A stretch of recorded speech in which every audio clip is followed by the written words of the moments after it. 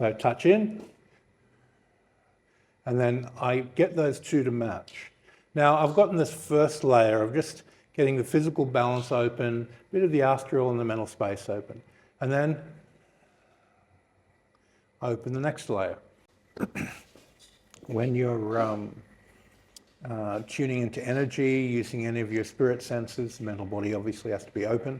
The matrices have to be open. To speed up that process of opening, you don't want to try and ground yourself or use a normal type of concentration to open your mental body. Most meditations are going to, okay, focus your mind, focus on your breathing, focus on something. When you focus on anything, the mental space contracts to the point of focus, the matrices lock in, and you go sort of into a concentration of the body, of the breath, maybe of a feeling, and you're basically locking your consciousness into that space. When you're opening the mental body beyond its normal boundaries, you're going to float. You're going to feel unbalanced. You're going to feel, oh, what's going on? I'm not in control. That's a good thing. Once you're open, then you just simply pay attention to that openness. You'll reground yourself in a more open space. So to develop your spirit senses quickly, you have to give up your need to control. You have to give up your need to be grounded and centered, and just let your awareness open, and then very softly pay attention to that open space and take control of it through attentiveness, not through willpower, not through breathing, not through any normal concentration method. If you try too hard, your mental space is going to contract and you'll pull back into the body. So as your partner opens your space up and you feel out of balance, allow yourself to be out of balance, allow your mental space to be open, and allow yourself not to be in control, because whenever you try to control something, everything contracts, and we don't want that contraction to take place. So the first thing is get the space open. The second thing is very gently pay attention to it without any sense of control of it.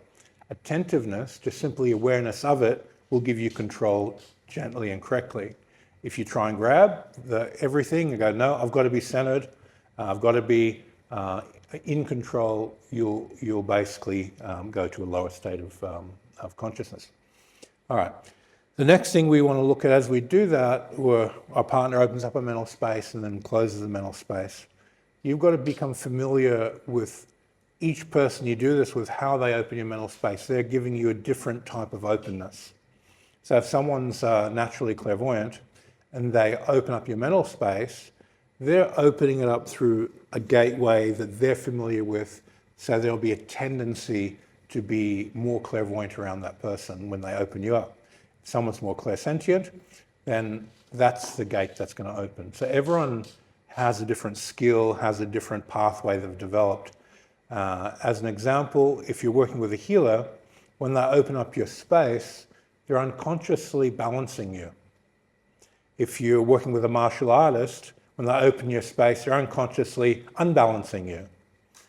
So there's this relationship to, it's like a yin-yang thing. Martial artists train to control people, control their balance, break their structure, and dominate them. And the two people are doing that in a martial arts sense. A healer is doing the opposite. They touch, open, reharmonize everything, and they both have their advantages. Keep them separate so that you can train one end of the spectrum for breaking structure and control and opening, person's balance, and the other one for harmonizing. So each person you do this exercise with, you'll have a different experience, and you'll feel what they're opening to be different to the person you used to work with before. And take advantage of that.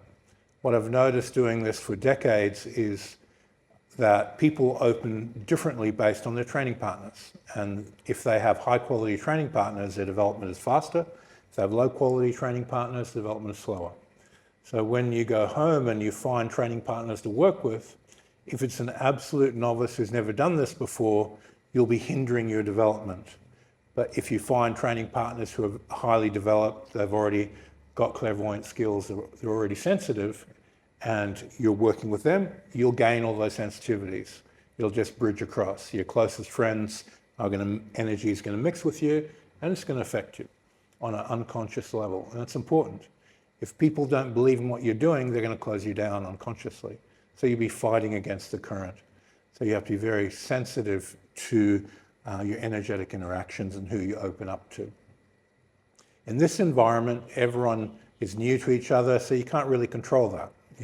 Whoever you end up partnering with, you're just sensitive to what they're doing, how they're opening, what gifts they're giving you, and what not gifts they're giving you, and then release that in the shower when you get home. It's just a part of the process.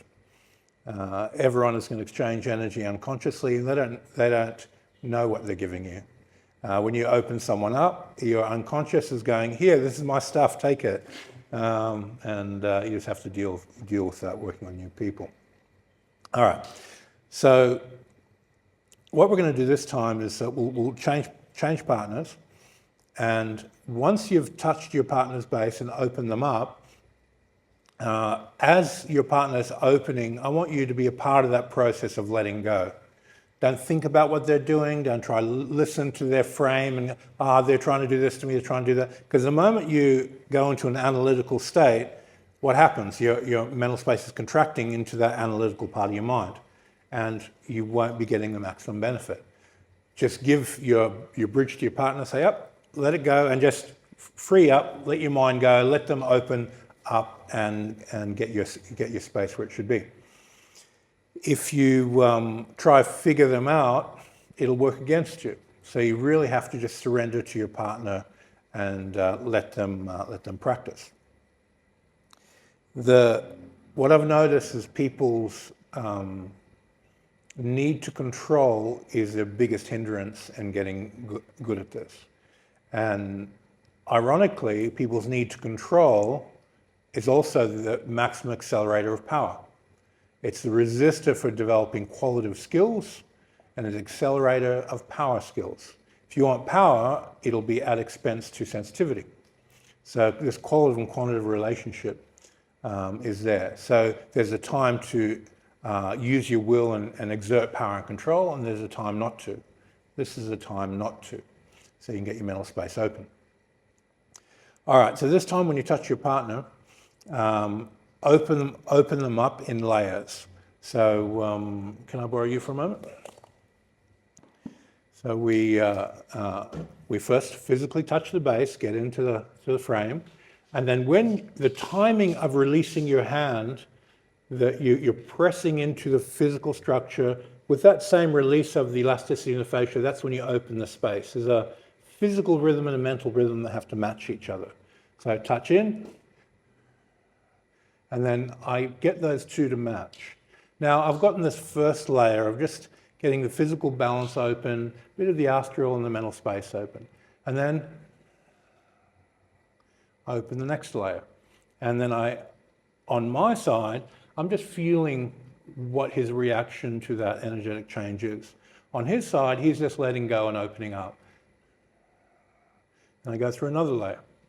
Now, and then I look at the parts in his physical body where there's resistance. So I go to those parts. I can just twist the fascia onto that area and release those parts of his body. Anything that you can feel in your partner, you can release for them. You can open that up and go layer by layer, a dozen or so times. I like to do things in 9. Thank you. And for the receiver, once you've got to that open state, just indulge in that openness. Now there's a certain feeling of liberation of, I'm just got no worries in the world. There's a certain feeling of happiness because whatever was holding you mentally, emotionally, and physically is now not holding you mentally, emotionally, physically. You're in a more open state. Just indulge in that feeling of freedom, pay attention to it, and get a sense of the parameters of your mental space. You'll have a certain amount of openness. Pay attention to that, and as you pay attention to it, your attentiveness gives you ownership of it. And spend at least 1 or 2 minutes getting used to that open space. Now, paying attention is going to take you from this floaty, out of balance state into, oh, I'm balanced inside this openness. Once you get a sensitivity to how much space you've got open, then you can pull it in for your protective chi to be stronger, open it up for your psychic senses to be stronger.